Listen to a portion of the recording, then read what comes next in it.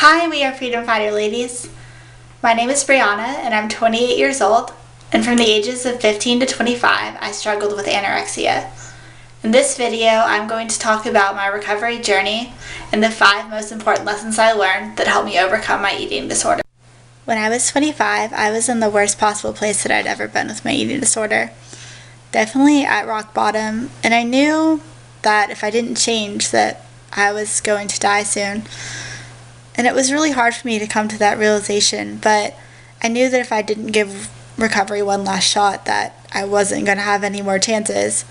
So that's my first lesson, is that you really have to choose to live. So I made a commitment that I wasn't going to give up on recovery until I finished that process.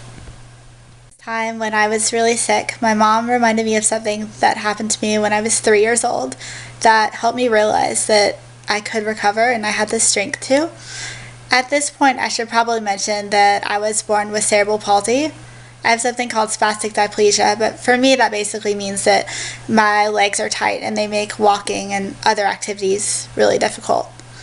So when I was 3, I learned to walk with a walker. It was a big red one with a bright yellow smiley face on it, but I definitely wasn't smiling.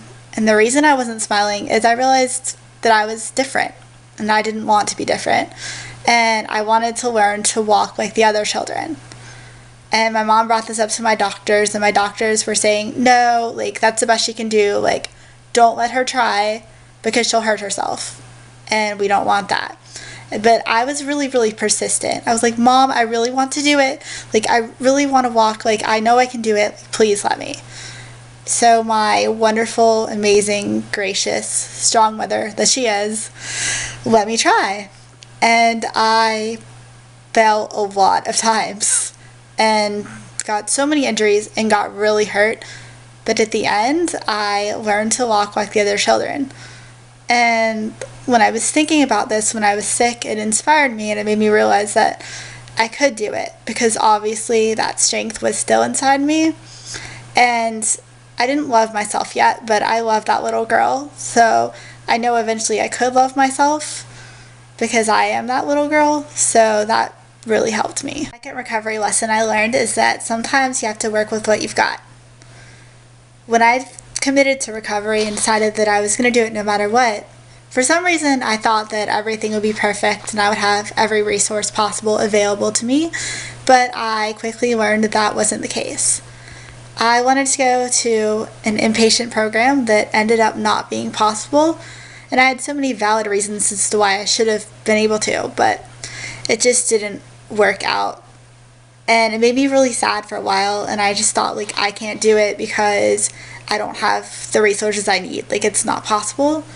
But my therapist at the time, that I still see, she's one of my heroes, she's amazing, by the way, encouraged me to look at all the resources I did have. I have her, and I saw a dietitian at the time, and I had a support group that I went to, and she reminded me of the commitment I made to recovery, that I was going to do it regardless of the resources I had. And she told me that you just have to work with what you have. And once I committed to that and started working with what I had, I stopped focusing on what I didn't have. And so I used the resources I did have, and that made my situation a lot easier, and it gave me a more positive outlook on life in general.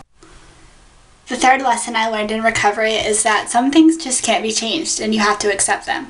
I know this may seem obvious to a lot of people, but it wasn't obvious to me. And the thing that I can't change is my cerebral palsy, and that held me back from recovery for a long time, because therapists would keep telling me, we have to solve the underlying issue and then your eating disorder will get better and you'll recover. But I can't change my cerebral palsy. There's no way that I can. So I had to start accepting that. So I decided that I was just going to pretend that it wasn't there, and that I was going to eat and do what I was supposed to do and just forget about it for a while, because I wasn't in a place where I could accept it. And I noticed that as I started giving my body more nutrition, that my physical condition actually improved, and it was a lot easier for me to function in everyday life. So my coping skill actually didn't work all that well, and that's when I learned that it's better to accept your situation, because then you'll be able to move on from it. And I mean, I still struggle with my cerebral palsy, often even, and I believe that it's there for some greater purpose that I haven't figured out yet, but when I do, I'll let you know. But I think that's a really important lesson, because you just can't change certain things, and the sooner that you can accept them, you can move on. The fifth and most important lesson I learned in recovery can be summed up in my favorite quote: "Don't let it break you. No matter how hard life gets, it always goes on."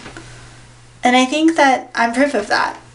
I'm standing here making this video, and there were so many situations in my life that I could have let break me.